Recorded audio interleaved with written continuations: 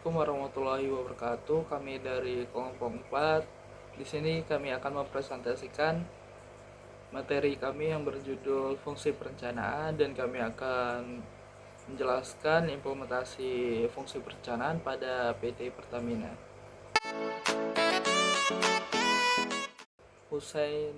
Husaini Osman berpendapat bahwa perencanaan adalah sejumlah kegiatan yang telah ditentukan sebelumnya untuk dilaksanakan pada suatu periode tertentu dalam rangka mencapai tujuan yang telah ditetapkan sebelumnya.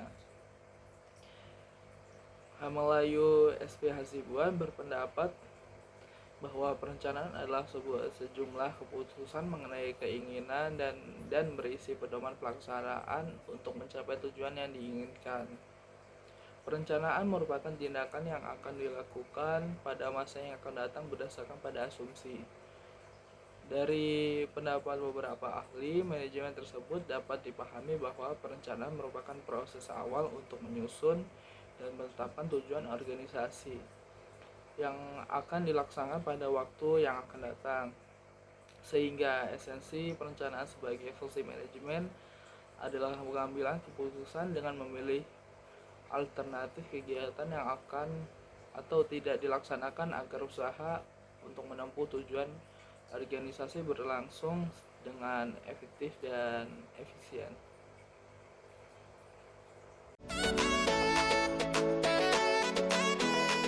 Yang B, prinsip-prinsip perencanaan. Prinsip perencanaan merupakan asumsi dasar yang harus dipertimbangkan pada setiap kegiatan. Perencanaan dibuat supaya perencanaan bisa menjadi rencana yang akan dan dapat terlaksana dengan baik. Yang A, Principle of Contribution to Objective. Setiap perencanaan dan segala perubahannya harus ditunjukkan kepada pencapaian tujuan. Yang B, Principle of Efficiency of Planning. Suatu perencanaan efisien jika perencanaan itu dalam pelaksanaannya dapat mencapai tujuan dengan biaya sekecil-kecilnya.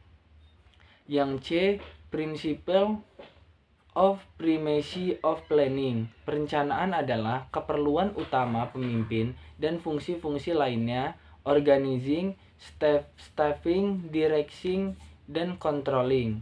Yang D, Principle of Pervasiveness of Planning.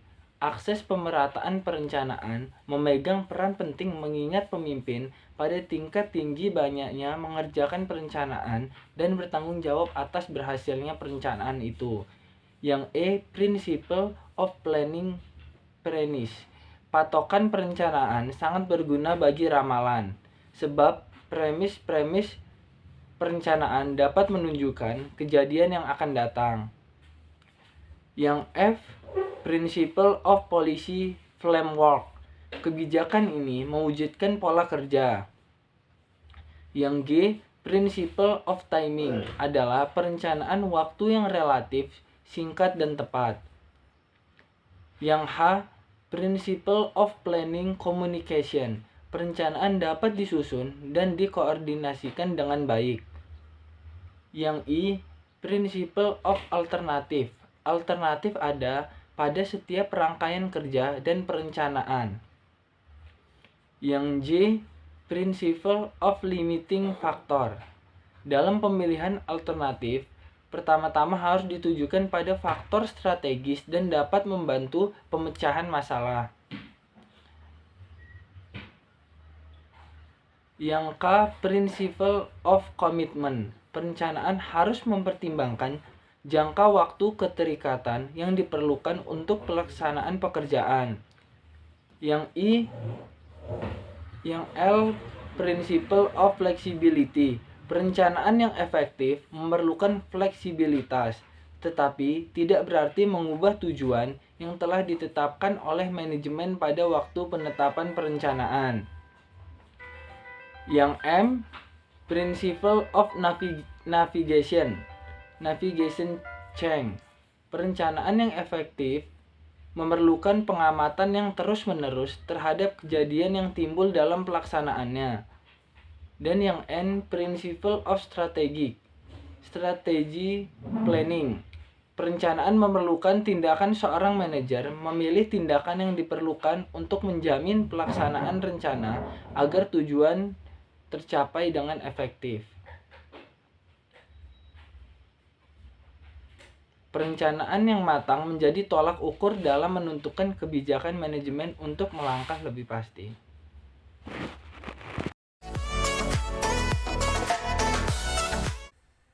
Materi selanjutnya adalah manfaat dan tujuan perencanaan. Manfaat perencanaan yang pertama, standar pelaksanaan dan pengawasan. Kedua, pemilihan berbagai alternatif terbaik. Ketiga, penyusunan skala prioritas baik sasaran maupun kegiatan.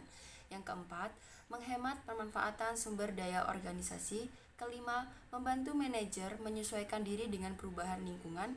Kelima, alat memudahkan dalam berkoordinasi dengan pihak terkait. Dan yang terakhir, alat meminimalkan pekerjaan yang tidak pasti. Tujuan perencanaan yang pertama, standar pengawasan, yaitu dengan mencocokkan pelaksanaan dengan perencanaannya. Kedua, mengetahui kapan pelaksanaan dan selesainya suatu kegiatan yang telah direncanakan. Ketiga, mengetahui apa saja yang terlibat, baik kualifikasinya maupun kuantitasnya. Keempat, mendapatkan kegiatan yang sistematis termasuk biaya dan kualitas pekerjaan yang telah dipersiapkan sebelumnya. Kelima, meminimalkan kegiatan-kegiatan yang tidak produktif dan menghemat biaya, tenaga, dan waktu. Memberikan gambaran yang menyeluruh mengenai kegiatan pekerjaan. Menyerasikan dan memadukan beberapa subjek kegiatan.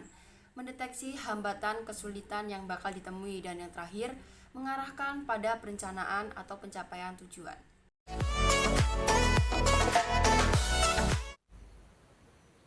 Jenis-jenis perencanaan yang pertama yaitu rencana strategis atau strategic plan. Perencanaan strategis adalah proses perencanaan jangka panjang yang formal untuk menentukan dan mencapai tujuan organisasi.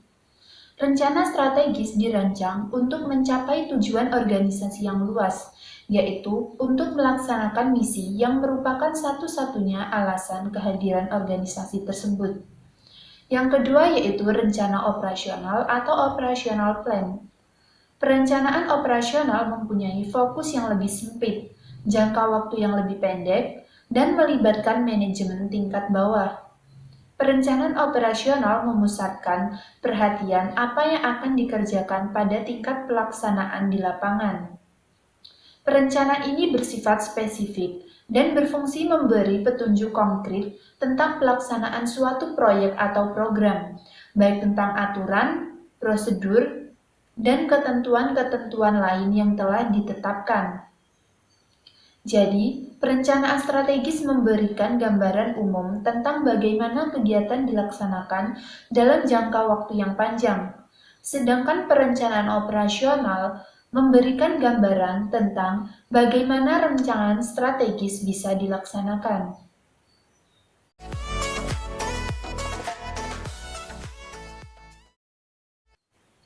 Fungsi manajemen yang pertama adalah fungsi perencanaan atau planning.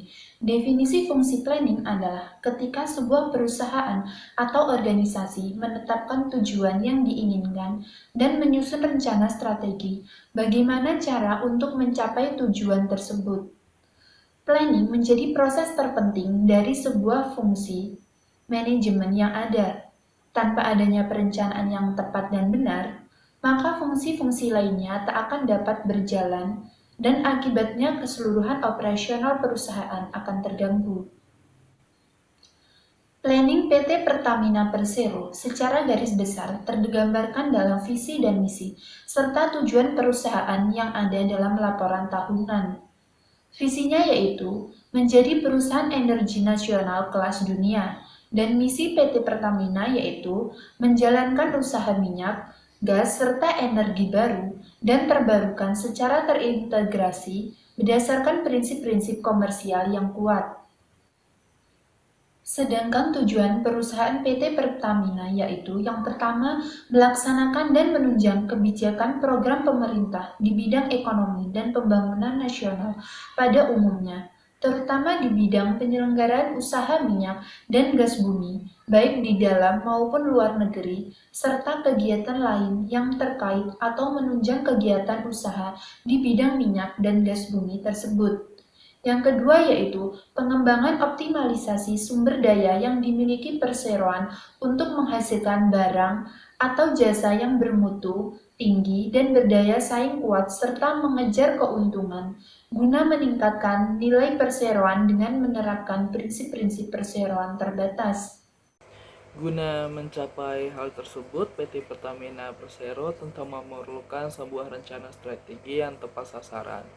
Strategi tersebut yaitu yang pertama eksplorasi dan produksi, yang kedua meningkatkan produksi dari lapangan existing, yang ketiga melakukan aliansi strategi untuk ekspansi maupun membangun kemampuan spesifik, yang ketiga non eksplorasi dan produksi, yang kelima meningkatkan bisnis perniagaan gas di dalam negeri serta memanfaatkan peluang untuk memperbesar bisnis.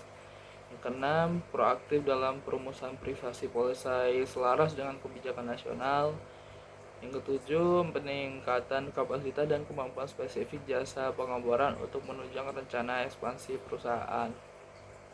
Dalam rapat umum pemegang saham mengagendakan target kinerja perusahaan yang dicantum dalam rencana kerja dan anggaran perusahaan atau RKAP. Fungsi perencanaan tercermin dalam RKAP. Secara garis besar, RKAP PT Pertamina menetapkan target volume produksi baik di sektor hilir maupun hulu.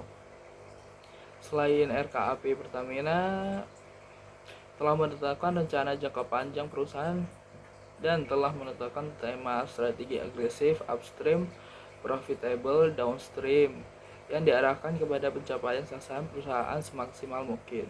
Dari laporan keuangan perusahaan ada 3 komponen dalam mewujudkan visi tersebut, yakni strategi sektor hulu, strategi sektor gas, energi baru dan terbarukan atau EBT, serta strategi sektor hilir yang mencakup pengelolaan dan pemasaran dan niaga. Fungsi perencanaan dalam divisi sumber daya manusia PT Pertamina Persero. Dalam hal ini, manajemen sumber daya manusia PT Pertamina Persero memiliki divisi tersendiri yang dikepalai oleh seorang direktur sumber daya manusia, di mana salah satu tugas dan seorang direktur SDM adalah melakukan perencanaan pada pengelolaan dan pengembangan karyawan. Untuk mendukung pencapaian visi perusahaan, Pertamina menyusun HC Strategi House yang merefleksikan visi dan strategi HC yang selaras dengan kebutuhan bisnis. Dengan demikian, diharapkan pengelolaan sumber daya manusia berjalan dengan terstruktur, agar efektif dan setiap individu mampu memberikan kontribusi terbaik sesuai kapabilitasnya. Kebijakan perencanaan dan pengelolaan talent sourcing.